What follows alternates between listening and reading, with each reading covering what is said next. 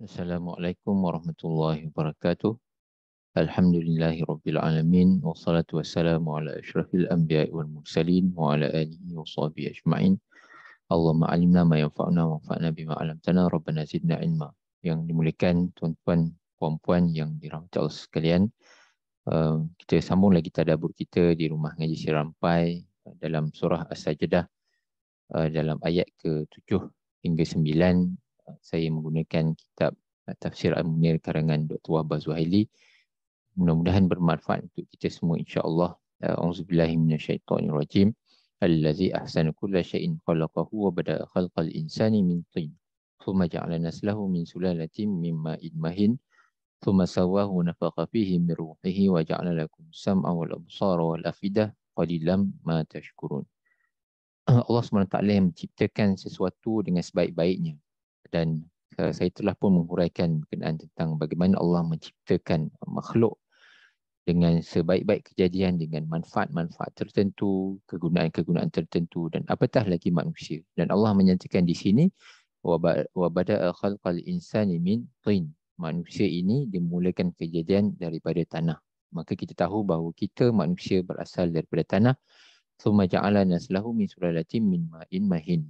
Kemudian Allah SWT menjadikan manusia itu, iaitulah keturunan manusia itu, dari satu bentuk intipati, iaitulah daripada benih ataupun air yang sedikit dipandang oleh orang, iaitulah yang kita tahu apabila kita belajar sains, maka kita tahu bahawa kita keturunan manusia dijadikan daripada air ataupun cecair yang datang daripada lelaki, iaitulah dalam bentuk air mani ataupun sperma, dan bergabung dengan air daripada badan wanita, iaitulah dalam bentuk ovum. Dan kita tahu, kita belajar sains dengan segala pendetailan sains berkenaan tentang kejadian manusia yang lahir daripada seorang ibu dan ayah. Dan merujuk kepada ayat ke-7 surah Sajadah ini, tuan-tuan puan, bahawa Nabi Adam AS diciptakan daripada tanah, dan masih itulah dia, kita punya hakikat kejadian kita adalah daripada tanah, dan kita mengetahui bahawa kita akan kembali kepada tanah suatu hari nanti.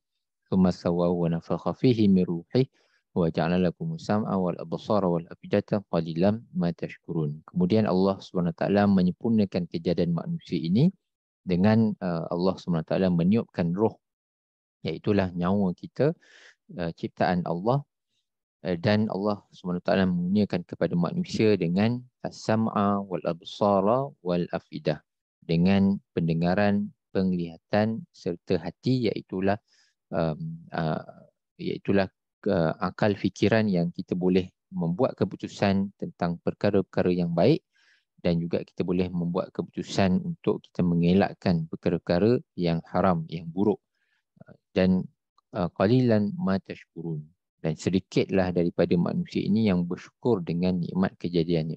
Tuan-tuan puan yang dirahmati Allah sekalian, kita hidup di zaman moden ini serba canggih. Kita ada bermacam-macam kemudahan. Kita bukan macam manusia zaman dahulu yang lebih kepada hidup dalam keadaan yang mencari makan, makan untuk hidup. Kita pun belajar sejarah di zaman Paleolitik, Mesolitik dan sebagainya, zaman batu, zaman Ice Age dan sebagainya. Kita belajar bagaimana manusia di awal kehidupan lebih kepada mencari makanan untuk survival, mencari makanan untuk hidup, bagaimana dari sehari ke sehari menangkap ikan, menangkap binatang untuk makan, yang mana makanan itu manusia evolve kepada menjadi lebih moden dalam bentuk mampu untuk memasak makanan, mampu untuk menyimpan makanan dan sebagainya, sampailah kita berada dalam dunia moden ini di mana kita mampu untuk makanan ni kita dah tak perlu cari makanan, kita beli makanan. Dan ada sektor ekonomi yang fokus kepada pembuatan makanan, dan manusia yang lain boleh fokus kepada sektor ekonomi yang lain dalam pembuatan, pendidikan. Dan dari situ kita boleh melakukan bermacam-macam hal. Kita boleh mencipta peralatan yang moden, kita boleh bergerak dari satu tempat ke satu tempat dengan menggunakan kenderaan, kereta, motor, kereta api, kapal terbang dan sebagainya. maka kita dah hidup dalam satu suasana ataupun environment yang sangat moden dan segalanya mudah. Kita nak dapat makanan pun mudah, kita nak simpan makanan pun mudah, kita nak bergerak dari satu tempat ke satu tempat pun mudah. Namun apabila kita melihat, kita merujuk kepada ayat ini bahawa Allah Subhanahu Wa Taala menciptakan kita manusia, iaitulah datuk kita atau moyang kita Nabi Adam alaihissalam daripada tanah, dan kita juga mempunyai unsur tanah tersebut di dalam badan kita, dan apabila kita meninggal kita akan dikebumikan di dalam tanah.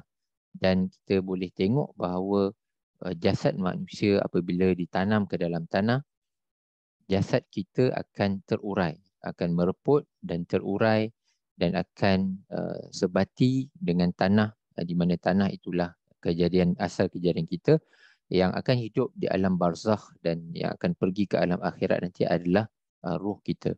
Jadi tuan-tuan puan-puan yang rahmati Allah sekalian, dalam keadaan kita yang telah hidup dalam dunia yang sangat moden ini berbanding dengan kehidupan datuk nenek moyang kita dan sekalian manusia yang banyak generasi sebelum-sebelum kita, mereka hidup dengan serba kita nak kata bukan tak kaya, tapi dari segi kemodenan itu sangatlah kurang, dan kita mempunyai kemodenan yang sangat hebat di masa sekarang ni, dengan internet, dengan smartphone, dengan laptop, komputer, dengan TV, dengan kemudahan-kemudahan yang pelbagai, mesin-mesin perubatan, mesin-mesin kilang dan sebagainya.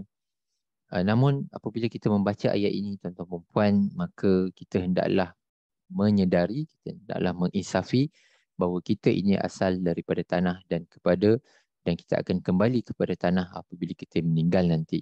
Dan itu meletakkan diri kita supaya menjadi seorang yang humble, seorang yang berjejak di bumi nyata. Kita berperanan sebagai seorang manusia, sebagai seorang berperanan kepada diri sendiri, berperanan kepada keluarga kita, berperanan kepada masyarakat, berperanan dalam kita punya career kita, pekerjaan kita, organisasi kita dan sebagainya. Maka kita hendaklah sentiasa meletakkan diri kita berjejak di atas tanah.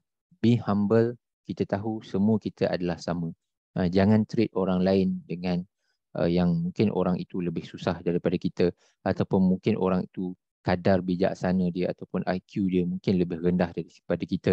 Mungkin ada kawan sekerja kita yang mungkin kurang pandai berbanding dengan kita.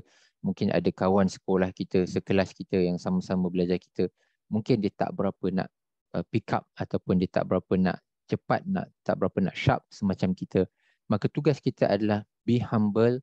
Kita semua berasal daripada asal yang sama, dan Allah SWT telah mengurniakan kita dengan perkara yang sama. Allah mengurniakan kita dengan pendengaran, as-sam'a, dengan absar, dengan penglihatan, dan dengan wal afidah, dengan hati, akal fikiran. Kita semua berasal daripada nature yang sama, tapi kita semua mempunyai tahap yang berbeza-beza, dan itulah dia yang Allah ciptakan kepada kita. Tapi sesiapa yang mempunyai kelebihan, sesiapa yang lebih pandai sikit, sesiapa yang lebih kaya sedikit, sesiapa yang lebih bijak sedikit, sesiapa yang mungkin lebih bagus sikit kualiti kerjanya, maka sentiasalah be humble, berjejak di atas bumi yang nyata. Kawan-kawan, sahabat-sahabat, rakan sekerja yang serba kekurangan, maka kita bantu, kita tolong bring up, kita tolong educate, kita tolong ajar dia, kita tolong guide dia supaya dia boleh bersama-sama untuk membina, untuk develop dia punya knowledge, untuk develop dia punya own credential, untuk dia sama-sama untuk maju ke hadapan. Sebab Allah SWT mengurniakan kita dengan rezeki yang pelbagai. Kita, rezeki kita lain. Kita background kita seperti ini. Kita dapat bersekolah di sekolah yang sekian-sekian. Kawan kita walaupun mungkin dari segi asalnya fitrahnya sama macam kita, namun background keluarganya berbeza. Pergi ke sekolah sekian-sekian dengan suasana cabaran yang berbeza daripada kita. Jadi natijahnya berbeza-beza. Maka kalau kita tahu asal kita dan kita tahu ke mana kita akan kembali apabila kita meninggal dunia, maka kita akan sentiasa humble, kita akan sentiasa appreciate, okey, di sekeliling kita ada orang yang pelbagai level, pelbagai maqam, pelbagai keupayaan masing-masing, maka sama-samalah kita develop, sama-samalah kita bimbing, sama-samalah kita bantu dengan cara yang baik, dengan cara yang harmoni untuk kita sama-sama dapat membangkitkan kualiti-kualiti yang ada di dalam individu-individu Muslim yang ada di sekitar kita. Sebab Allah Subhanahu Wa Taala menciptakan kita daripada asal yang sama, dan Allah Subhanahu Wa Taala mengurniakan kita dengan pendengaran, penglihatan dan hati. Jadi bagaimana kita nak menggunakan agama Allah Subhanahu Wa Taala untuk kita membimbing diri kita sentiasa ada self development, tapi pada masa yang sama kita bawa ahli keluarga kita, rakan-rakan kita yang ada di sekeliling kita untuk sama-sama membangun, menambahkan ilmu, menambahkan kualiti dalam kualiti sebagai seorang ahli keluarga, kualiti sebagai seorang rakan sekerja, kualiti sebagai seorang pemimpin dan sebagainya. Maka inilah dia cara untuk kita bersyukur dengan apa yang Allah Subhanahu Wa Taala bagi, elakkan rasa sombong, elakkan rasa tinggi diri dan sebagainya yang sebenarnya akan menjadikan kita ni tidak disukai, bukan saja tidak disukai oleh Allah SWT, malah juga tidak disukai oleh sekalian manusia yang lain. Jadi tuan-tuan dan puan, sama-samalah kita mengambil pengajaran di sini bahawa kita ini asal daripada yang sama, dan kita mempunyai peranan untuk kita sentiasa membawa, memandu ahli keluarga kita dan kawan-kawan kita ke arah sesuatu yang lebih baik, yang lebih kualiti dalam hidup kita. InsyaAllah setakat itu sahajalah yang saya boleh kongsikan pada hari ini. Mudah-mudahan bermanfaat untuk kita semua. Mohon maaf atas segala kekurangan. Ya, jumpa lagi pada sesi akan datang. Subhanakallahumma wa bihamdika asyhadu an la ilaha illa anta astaghfiruka wa atubu ilaih. Wassalamualaikum warahmatullahi wabarakatuh.